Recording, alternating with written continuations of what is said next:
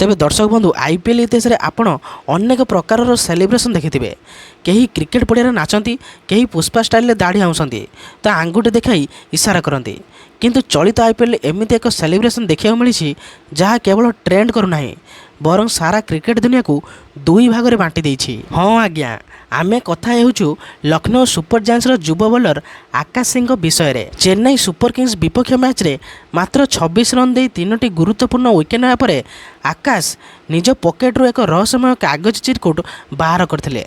आउ सेही chit paper लेखा थिला अक्की ऑन फायर। तेबे प्रथम देखारे यह एक साधारण मजादार सेलिब्रेशन भली लागि पारे, किंतु मैच सरिया परे एही चिट पेपर को नहीं क्रिकेट महल रे निया लगी जाइछि। क्रिकेट जगतर दिग्गज खिलाड़ी डेल स्टेन को ठारू आरंभ करी अंबाती रायडू को पर्यंत समस्ते आकाश को ऊपर बरसिछंती। एमिति कि बीसीसीआई एहा ऊपर ब्यान लगाउ बोली दाबी हेउछि। तेबे एही वीडियो रे आमे पूरा डिटेल्स जानिबा कि एही कागज खंडी के पछर प्रकृत कहानी कोन। एहा कोन केवल एक स्टंट थिला ना एहा पछरे लखनऊ दलर कोनोसी गुप्त रणनीति थिला।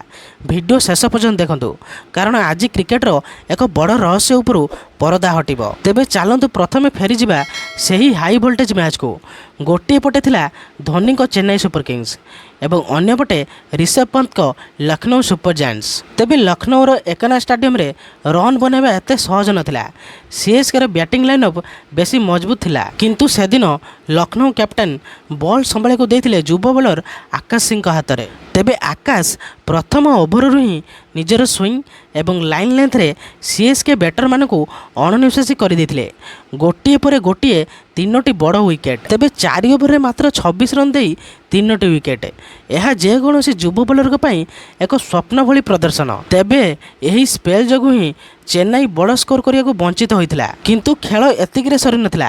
असली ड्रामा विकेट पर ही आरंभ होता। तेबे जेमेति ही आकाश निजर प्रथम विकेट संजू सैमसन को नेले सारा स्टाडियम चित्कार करथिला। समस्ते भाविथिले आकाश दलर अन्य खेलाड़ी आड़ को दौड़े, किंतु आकाश कौन कले, से सीधा निज ट्राउजर पॉकेट रे हाथ पुराइले एवं एक धला रंगर कागज चिटकुट बाहर कले। से सही कागज को कैमेरा आड़ को देखाइले, जो स्पष्ट भाव में लिखा था अकी ऑन फायर। एठारे सबुठार बड़ प्रश्न उठुची, जड़े खेलाड़ी मैच मझे पॉकेट रे कागज धरी केमिति बोलिंग करुथिले। क्रिकेट नियम अनुसार पड़िया भितर को कौनसी बाह्य जिनिस नेबा साधारणतः आलोचनार विषय होता है। तेबे सोशल मीडिया रे दुईटी मत सामना को आसुची।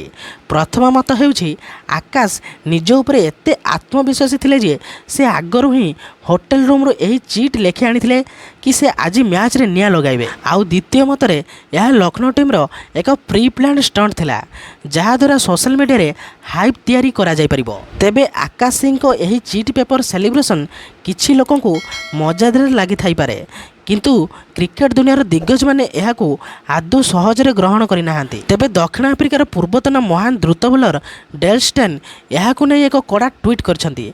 से लिखिछंती, this paper celebration needs to stop, it's not trending at all. अर्थात एही कागज देखाई सेलिब्रेशन करिबा तुरंत बंद हेबा दरकार। एहा क्रिकेटर भद्रलोकर खेलर गारिमा को नष्ट करुछि। तेबे केवल स्टेन नुहंती, भारतर पूर्वतन स्टार बैटर अंबाती रायडू मध्य एहा उपरे प्रबल असंतोष प्रकाश करिसेंती।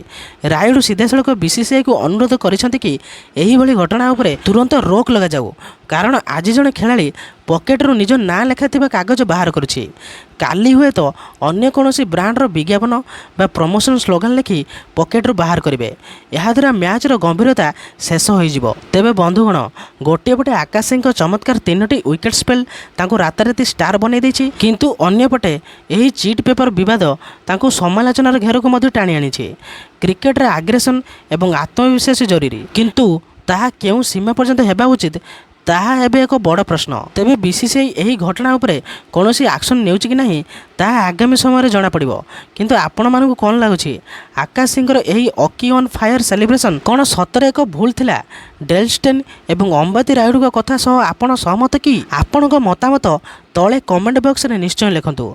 जदि आजर एही स्पेशल एनालिसिस वीडियोटी आपण को भलो लागि थाए तबे वीडियो को लाइक करबा सह चैनल को सब्सक्राइब करिया को भूलिबे नाही। तेबे दर्शक बंधु, एही न्यूज टी आपण को केमिति लागिला? जदि भलो लागि थाए ताले कमेंट रे हार्ट चिन्ह दे दियंतु। तेबे रहिली, जय जगन्नाथ।